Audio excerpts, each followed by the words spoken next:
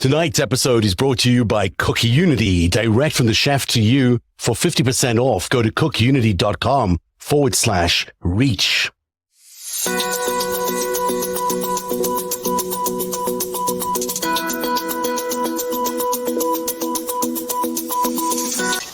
Hello, everybody. Welcome to a very special live edition of Narrative Live.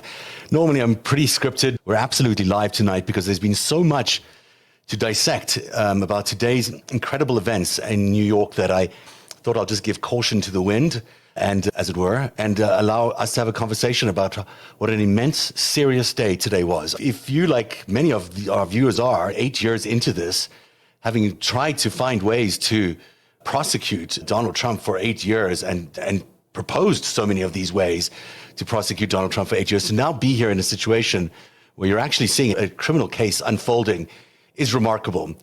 And I will say up front that I was one of those people who said that this isn't the case. This is the case that I thought was a bit too lukewarm and not sophisticated enough, not clear enough to really warrant to go first or during the election campaign. But I changed my mind today. There's something so intrinsically wrong with what was revealed in the court today. We learned today that Donald Trump and David Pecker were involved in the most salacious, disgusting operation, which clearly did not just start during the campaign of 2015. It appears to me like it started way back in the 1980s, in the 1990s. It's like 40 years of, what would you call it? Scandal exposure, blackmail? What would you call exposing the private lives and the private scandals of people in the pages of the National Enquirer? If you're going to do that just as the National Enquirer and you're doing good reporting on your own, all good for you. But if you're doing it now at the behest of someone who is currently running for the President of the United States, a former President of the United States, and previously thought of as a mob boss, what are you? What is the National Enquirer really? And what has our media become if it is now beholden to the biggest mob boss that we know of, former president that we know of? And who has any chance of competing against that when you've got people operating in the sidelines of what is legal, committing what I think is an actual crime, though I think we'll find out it is an actual crime, and committing these horrific offenses. And it's one thing that you're just catching, killing stories that might be impacting your own election. Maybe you can get away with that. But something tells me this is a lot more than that. Over 40 years, can you imagine how many stories Donald Trump would have gotten into Pecker's National Enquirer? How many hundreds of stories over 40 years? How many dirty stories about former politicians, about former celebrities have been exposed in the pages of National Enquirer? I just think of, there's just so many. I think of Bill Clinton. That Monica Lewinsky story ultimately was a National Enquirer story. And when you think about how many people it involved, how many people it affected, and how it, some people say, ended the Oslo Peace Accord, amongst other things, because it was such a distraction for Bill Clinton. Was that something that was coordinated by the National Enquirer and some other entity, maybe like a Donald Trump? I don't know. Was he doing this for 40 years? That's a question I really have to ask. And in that case, we're talking about the 1990s. You know who Donald Trump was hanging around with a lot in the 1990s? Jeffrey Epstein. That was that crowd. Adnan Khashoggi. That was that crowd in the 1990s, as we've almost exclusively reported right here on Narrative. That's been a storyline that we've been following for, way too long.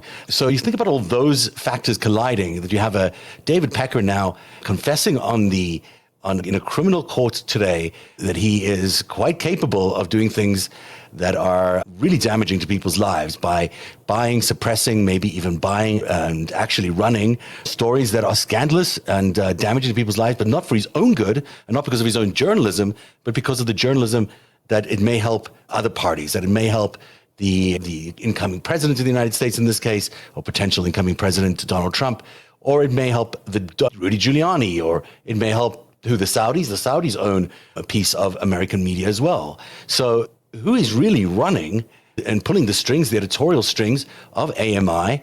And are we allowing these criminal foreign entities or these criminal entities with very dubious political claims to fame to operate in our system in a way that is completely malign, completely malignant, and destructive of our system?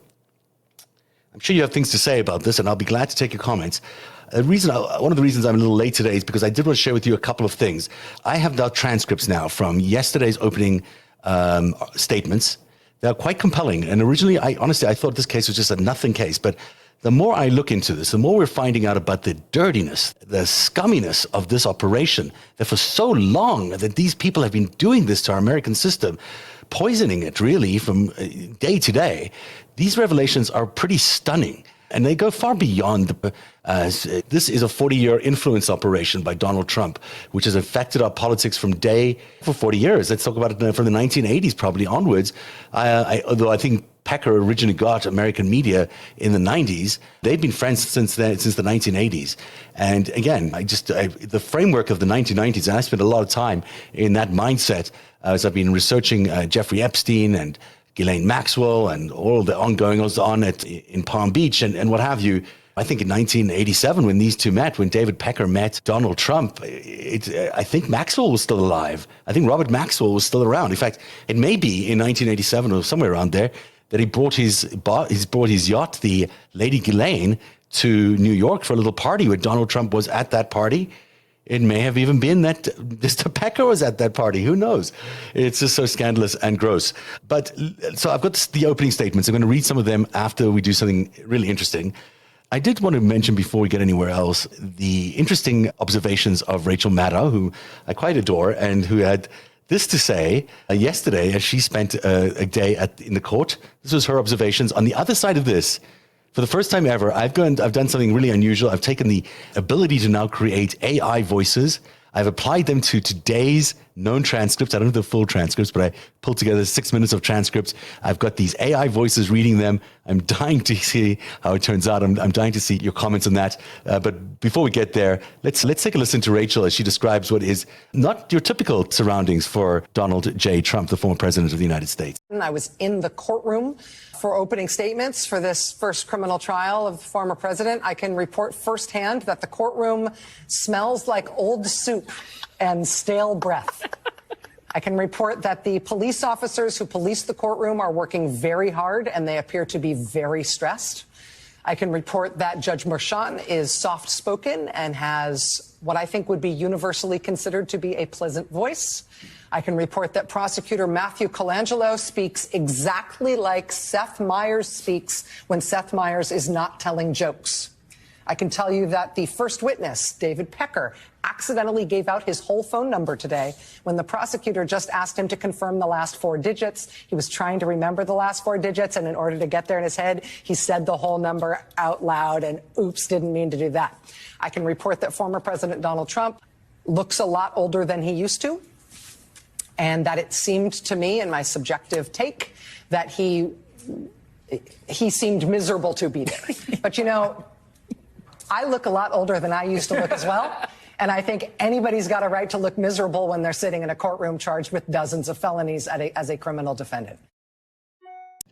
Isn't she absolutely right? The lovely Rachel Maddow, they're describing what it was like to smell Donald Trump and company in their court case yesterday.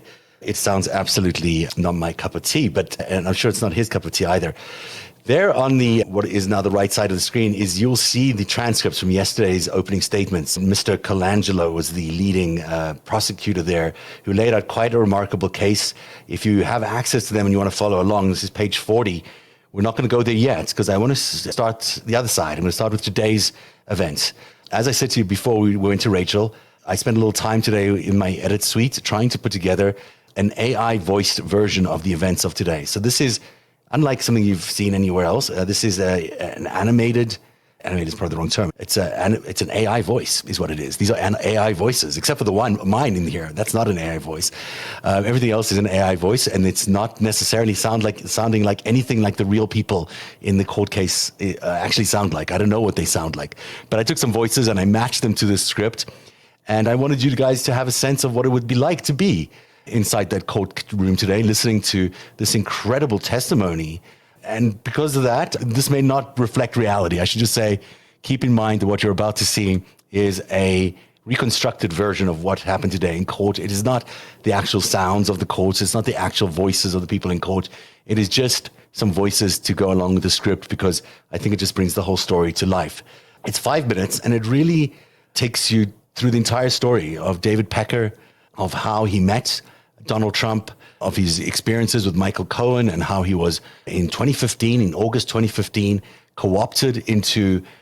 he agreed to be part of this conspiracy to really change the course of American history by becoming a disinformation machine of some sort for Donald Trump and his campaign, by running to catch and kill stories on behalf of Donald Trump in a way that I've never really seen in my 30 years in journalism. I've never encountered catch and kill on this kind of basis. Now, I've had stories of my own that have been caught and killed. I've been in stories, and I've actually bought some stories in my life for different credible news organizations where that became necessary. And we're not talking anything like these, of course.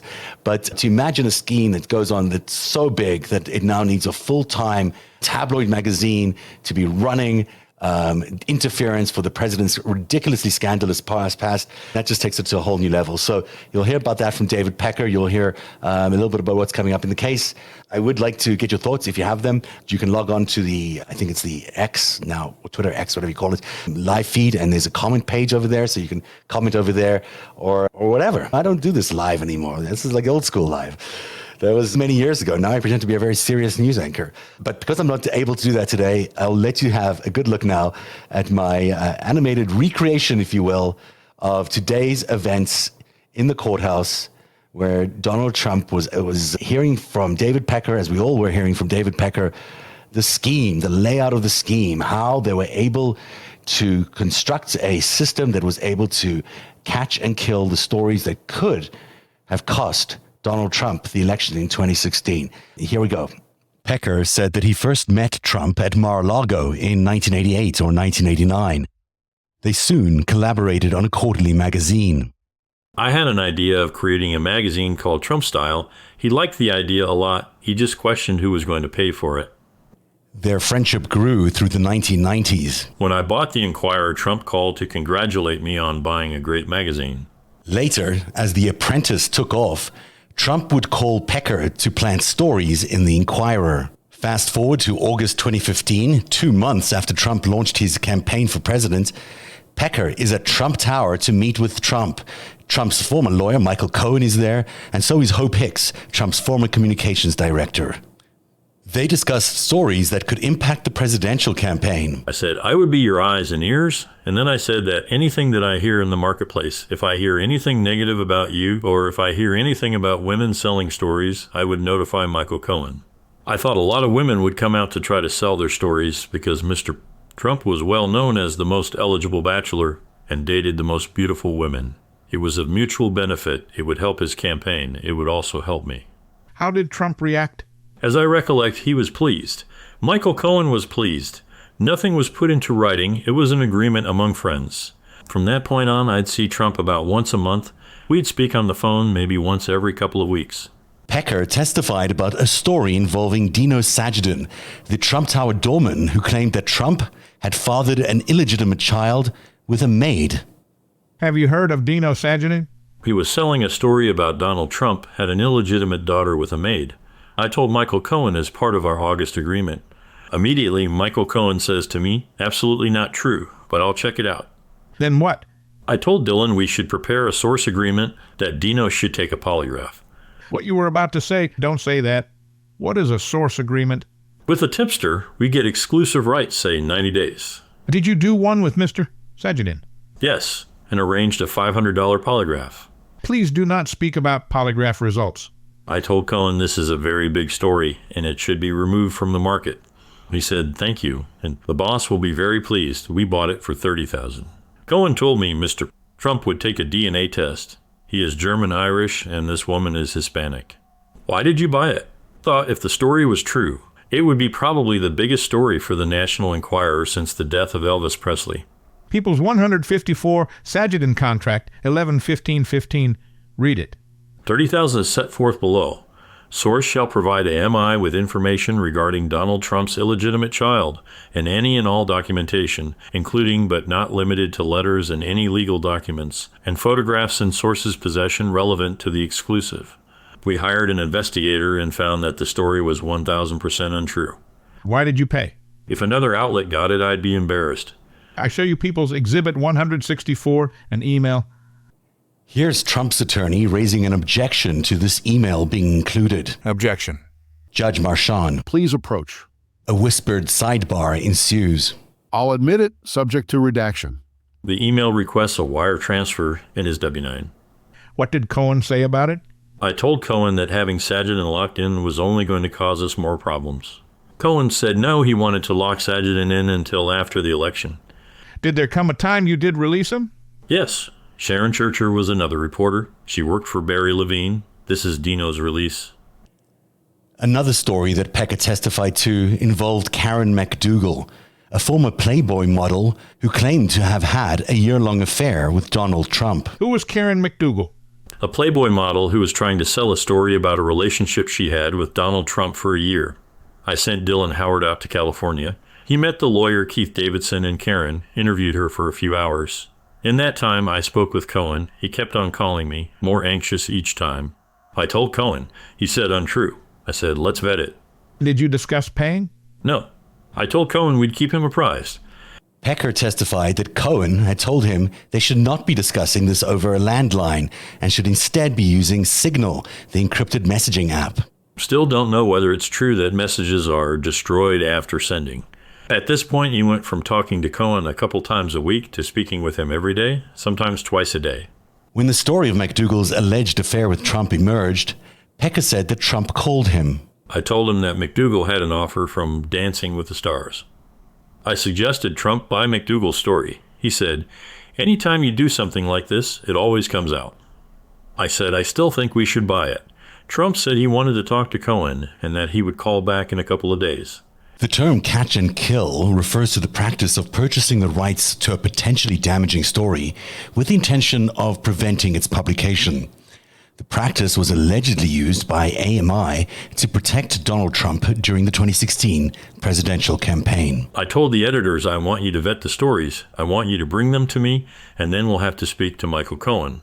We're going to try to help the campaign, and to do that, we are going to keep this as quiet as possible. What a scheme. What an incredible scheme that these guys have come up with, and they're so used to it. They talk about it like it's nothing. They described it as checkbook journalism, but it's something they've been doing clearly for 40 years. This is the business that they're in. They're in the business of trashing people's names, of peddling disgusting stories. This is the former president of the United States in this business. This is David Pecker, his business partner in this case, his conspiracy partner. These are the people who you want to rule America, who want to rule the free world, the people who live by blackmail and scandal.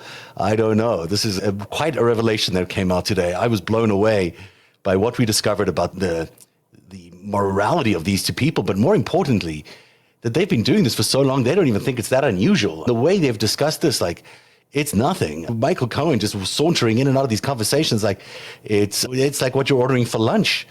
The fact that you're going to bury a story about a child, an illegitimate child, the future president of the United States might have had, or the various affairs that he might have had while he was married. This is the kind of...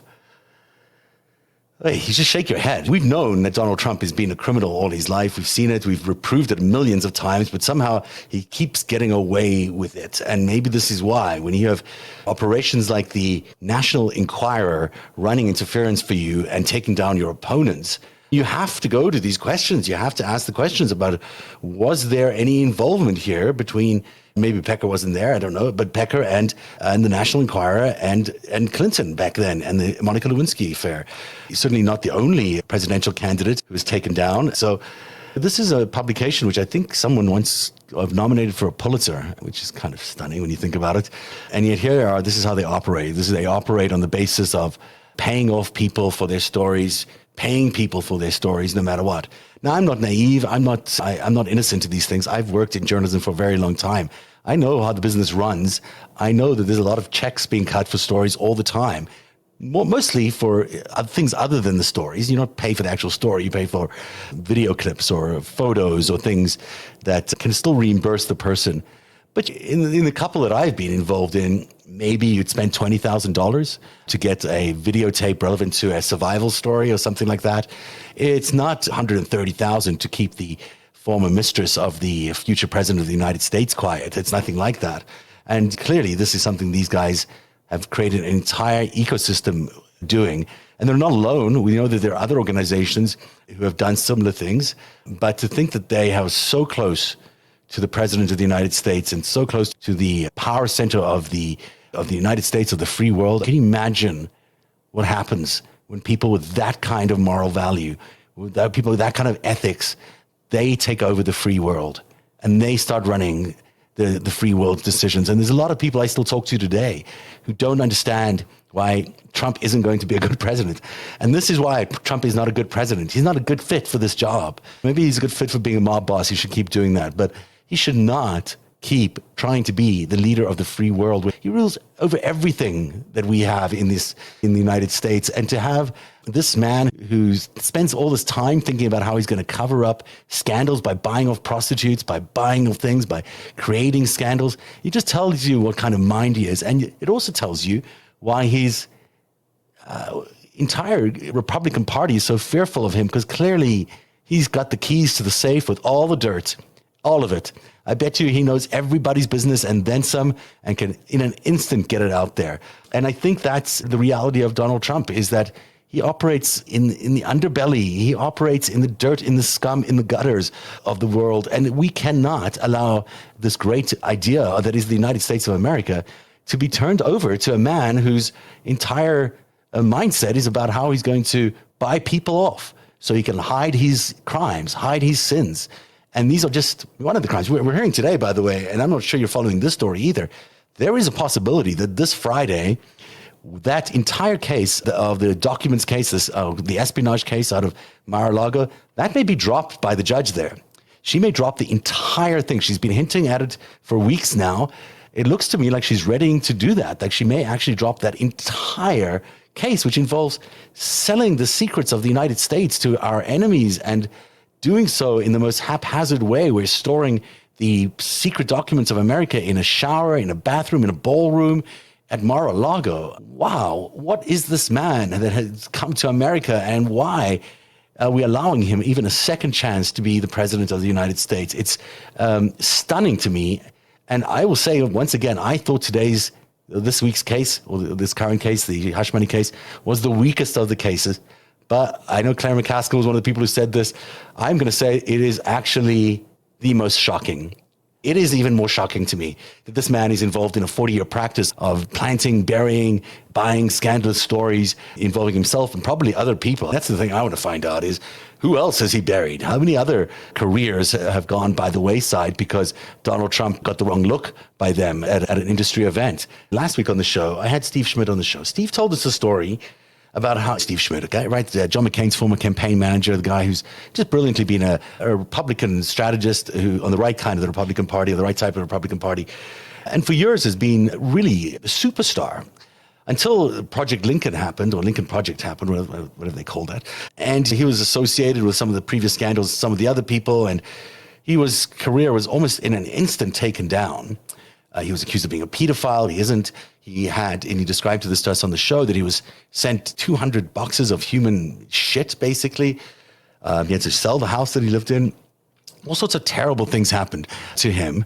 And I want you to hear his very interesting take on how he stands tall in these situations, and the way he approaches these instances, and the way he's kept his mind together during this incredibly difficult time. Because I think it all connects, ultimately. Steve was one of the most vocal critics of Donald Trump in the years leading up to his falling out of favor with the public and the media.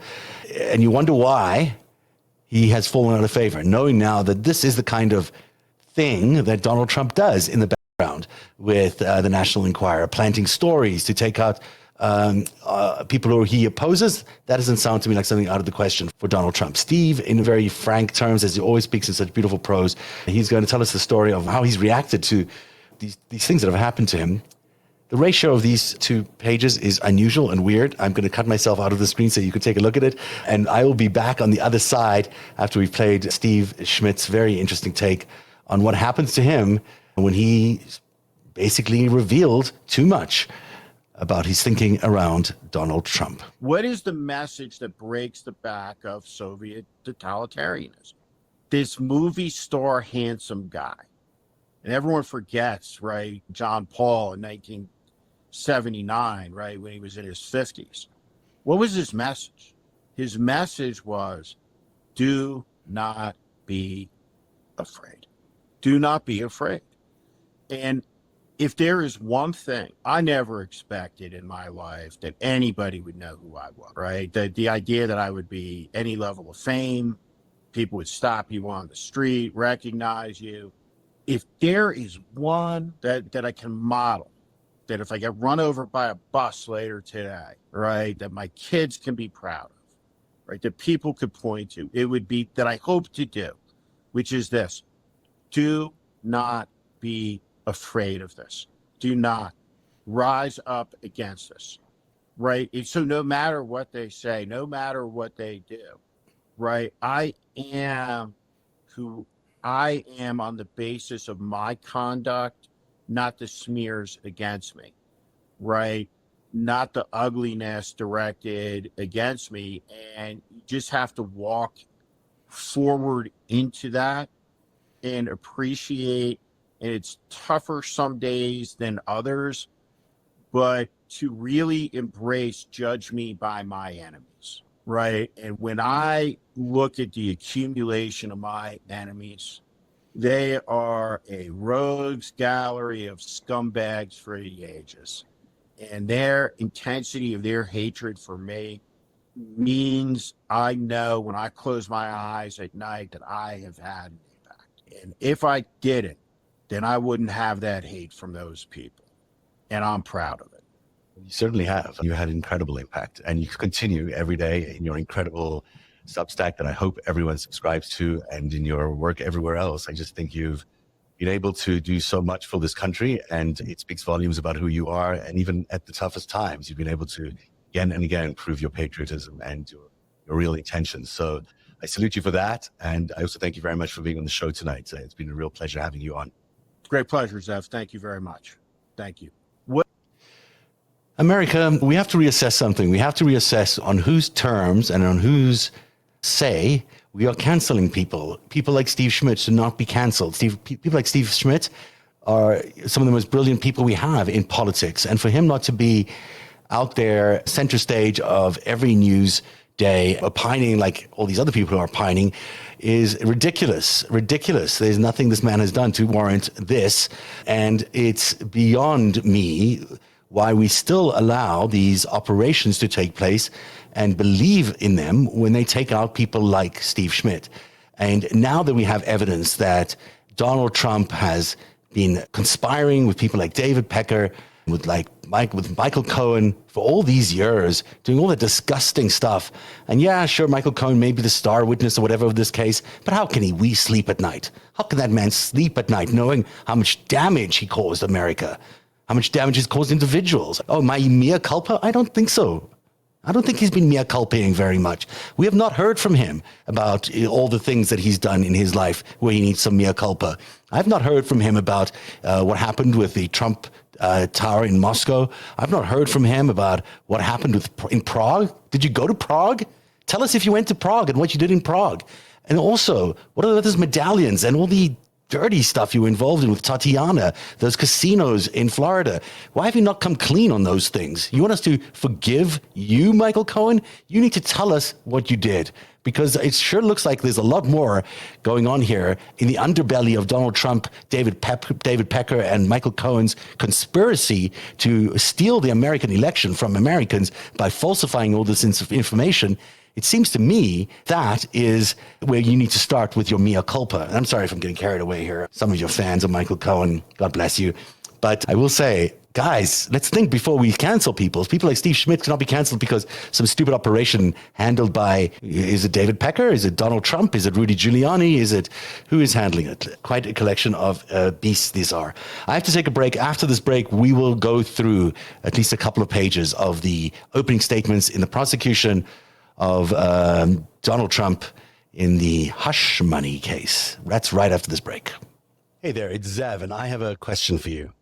When was the last time you had a truly memorable meal? One that hit all the right notes, delicious, satisfying, absolutely made with a kind of culinary passion you'd make the meal with yourself? If you're like me, most of those experiences are usually reserved for dining out.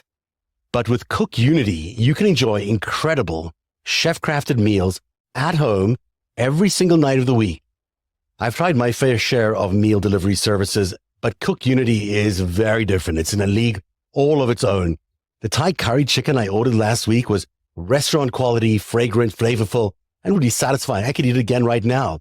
And unlike the mass-produced meals of other services, Cook Unity's dishes are handcrafted by local chefs, so you're getting the very best of the best, and it's delivered directly to you at home. Variety is the spice of life, and Cook Unity delivers with hundreds of exciting dishes to choose from each week. And here's the other thing. If you've got vegan dietary needs, paleo, gluten-free, no matter what it is, no problem. You can just let them know, and they'll even filter out allergens like soy, nuts, and dairy. I love knowing I'm supporting local chefs and suppliers while getting wholesome, sustainable meal. You can experience Cook Unity for yourself and see what all the hype is about. Go to cookunity.com/reach, or just type in reach, REACH, before you check out. And because you're so special, you're getting 50% off your first week of dishes from Cook Unity if you order right now. That's cookunity.com/reach, REACH, or use the code REACH, REACH, before you check out. Tonight's episode is brought to you by Cook Unity, direct from the chef to you. For 50% off, go to cookunity.com/reach.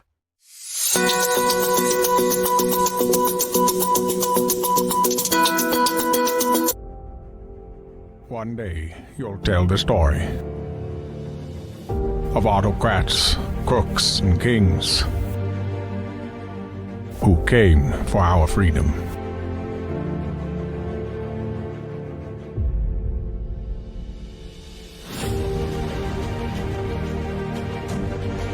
A story of citizens who stood up to tyranny and won.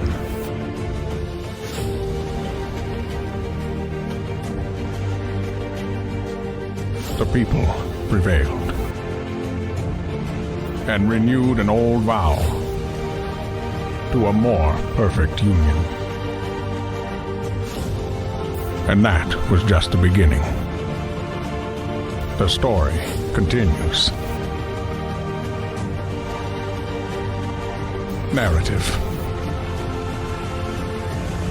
where truth lives.